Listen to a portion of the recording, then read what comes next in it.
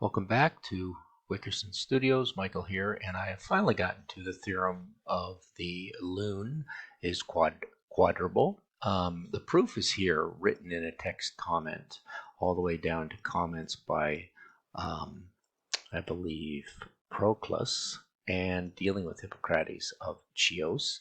You have to kind of prove it this way, but it's nice to have a model in front of you when you do it. So instead of using model drawings in a sketchbook, which are fairly simple, you can see how, using the Pythagorean theorem, what's required is the Pythagorean theorem. The angle inscribed in the semicircle is right, and the areas of the two triangles or semicircles are to each other as the squares of their diameter. So you have to think about the square of this diameter to that square diameter is in relation to the area of this this whole semicircle to this semicircle, which proves to be 1/2 because this area is shared between them. So the proof itself is here, and I'll run through that in a minute. But basically what I've done is I set up a very simple circle. And you got to be really careful. Even sliding this can cause the whole thing to bug out and quit. As I plug through the script, it's fairly nice. Evaluating curves, I do require a couple of Grasshopper 1 project points, and I think I use some surfaces, boundary surfaces as well, generating this surface and this surface, and making sure their areas match. And then the rest of it is just an ugly script of trying to use a 3D text tag to produce these letters and rotate them and get them in the right configuration. I think I have a little busted script here, which probably isn't necessary anymore. I don't even know if I need that one. What happens when I take that one off? Oh, it's my C. I do need that one. Well, there it goes. It's running now. I guess I just had to reset it. A lot of times the scripts work kind of like a Python or C# script that just kind of faults out and you got to run it again. There's something interesting here, which I ran into. Yeah, whenever you try and input as a text the letter E, it immediately converts it over to E. 2.7183. I think that's funny. That's a little bug, and I noticed that one. So that's just a little something for somebody to correct. You want to make a difference between E and probably any letter E if you put it into a text and try and put it over.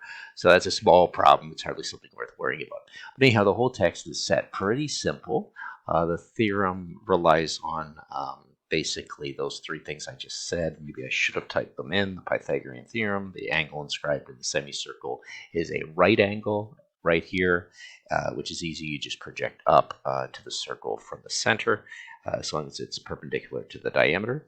And then the two areas of the circle, of the semicircle, of the two circles or semicircles, this and this, or you can consider this whole circle and this whole circle, are to each other as the squares of their diameter.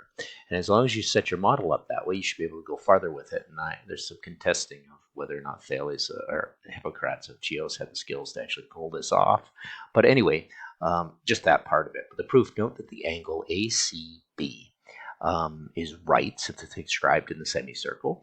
And the triangles AOC and BOC are congruent because they're side by side. And I need to correct that because that says side by size. So I just want to make sure I fix that up a little bit. It's hard to find stuff in here. It gets a little nasty trying to write this stuff and pull it out side by side. I'll fix my errors while I do this. Congruent scheme, and consequently the line AC and the line BC squared should equal the line AC 2 times AC squared. So this and this should definitely be equal to 2 times AC squared. You need to use that because AB are the diameter of the semicircle ACB, and AC is the diameter of the semicircle AEC. We can apply the third principle above to get basically the area of the semicircle AEC divided by divided by the semicircle of ACB is going to equal the line of AC squared divided by same in proportion to the line AB squared, which is equal to the line AC squared divided by 2 of the line AC squared. So you basically get 1/2. So you get this relation to 1/2. Once that's proven, it's kind of a subtle thing to do. You can scroll up here. In other words, the semicircle AEC, so this little semicircle that's here, has half the area of the semicircle AC. B.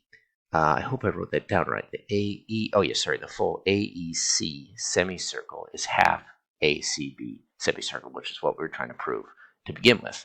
And we immediately conclude that the semicircle AEC, the area of the ACEC, is equal to the area of the quadrant AE. Oh, now we have a problem. Oh my goodness. I did make a problem. Just 1 second. I thought I fixed this, but I had it collapse on me, and that's what went wrong. So what I have down here is, hang on a second, just fix my scripts. This is what I want to do. D, E. This is what I tried to solve, and I use the same data over here, the text to go from E. I should not do that. I need to have my data F. That's going to make a lot more sense to this. There we go. And if that one's running fine, why is that one faulting out? The shape F. I did not do that right. Hang on. Let's go back on that. F needs to run down to this one. There we go. And I have those totally in reverse. So we're going to put E up to here. And we're going to put F down to here. And now we can continue with what I had. So I'm glad I'm proving this, because to put it out without double checking it would kind of stink. Here we go. So if we go back to this, we can conclude that the area of the semicircle AEC is equal to the area of the quadrant AFCO.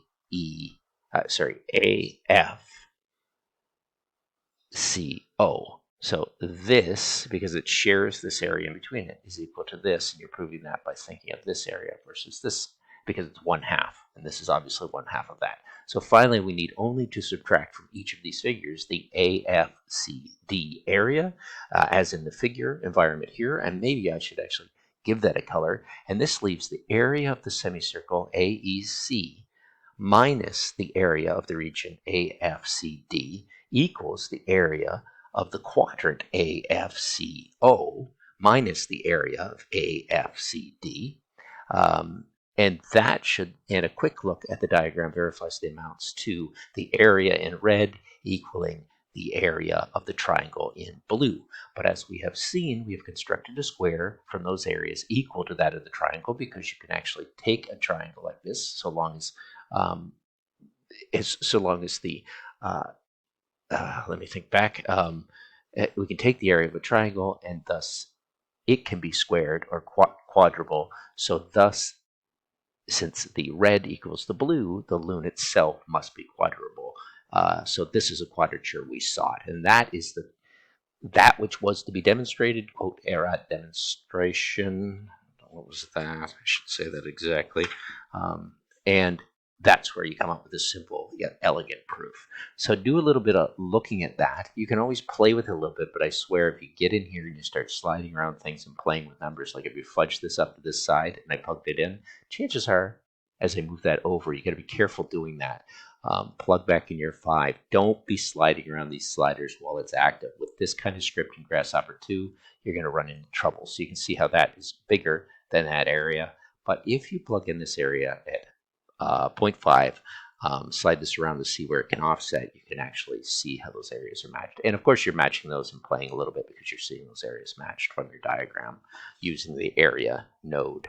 So visual scripting can really help you understand some of the simple math that you should be doing in late high school and in first stages of going into mathematics in university. And the reason I'm doing this is because I wish I had this tool when I was 19, and I would have enjoyed the University of Waterloo probably a little more than textbooks and reading through these books and trying to make full sense of them. Anyway, that's it. We're going to go on to an epilogue, and we're actually going to go a little farther with a hexagon with 6 lunes for the area, and we're going to take it to its extremes. But as soon as we move between constructible numbers to algebraic numbers to transcendental numbers like pi, we're going to find that the quadrature of the circle is impossible. Thanks very much for watching.